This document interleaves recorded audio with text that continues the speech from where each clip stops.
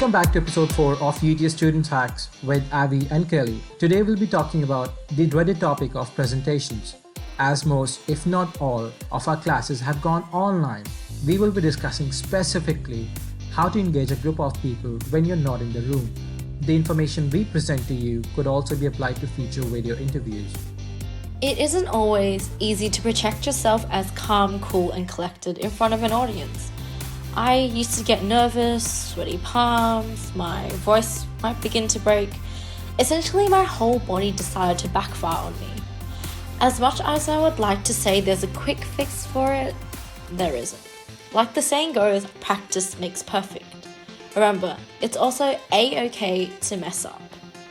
Same, Kelly. I remember that I wasn't always calm, cool, and collected when presenting in front of an audience.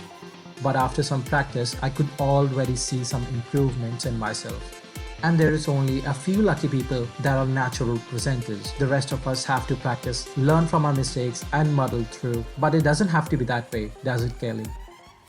No, it doesn't, and that is why we are here with 3 main resources to help you to improve your presentations.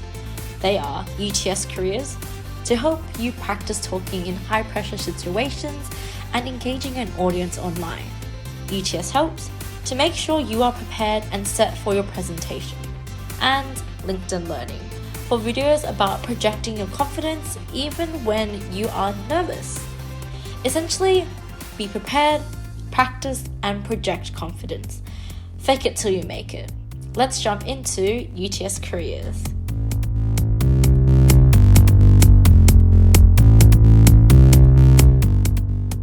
Presenting to a group of people is a lot like going for a job interview, and there's a lot of skills that are applicable across both situations. UTS Careers provides all UTS students with a video interview practice tool. This tool can help you build those interview skills that you can also use to ace your online presentation. Your submitted interview gets sent for review by one of the UTS Careers experts, and you will get really helpful feedback on what to work on for the future. Also check out the UTS Careers blog to learn more about do's and don'ts to deliver an outstanding online presentation. Tips to boost your presence during a presentation, and how to avoid common mistakes that can help you to ace any presentation or interview. So definitely check the resources section to learn more about them.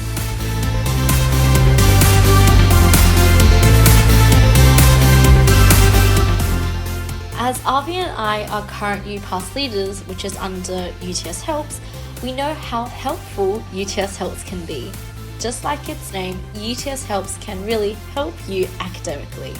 There are 3 key resources, but we strongly recommend group presentation skills and the presentation checklist. Avi, take it away with group presentation skills.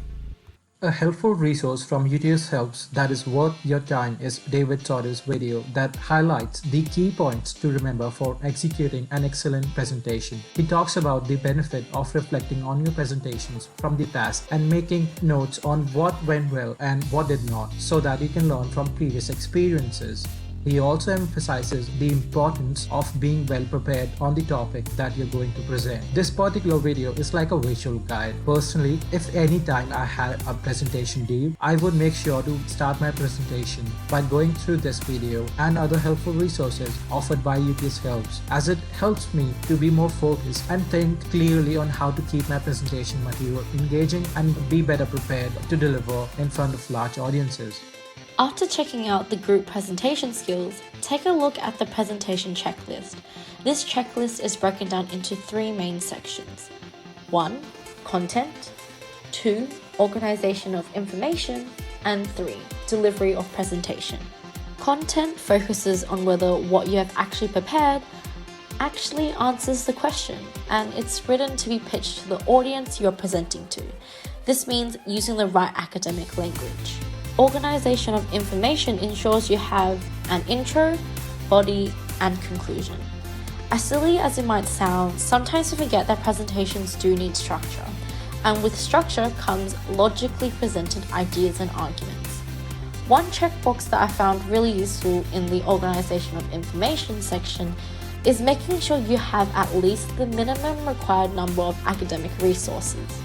That small requirement has flown right over my head one too many times. Lastly, delivery of presentation is making sure you are speaking clearly and at a steady pace and not swinging around regardless of whether you're speaking or not.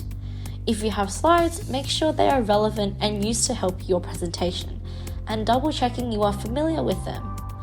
This checklist ends with 3 useful links for additional advice on delivering a successful presentation.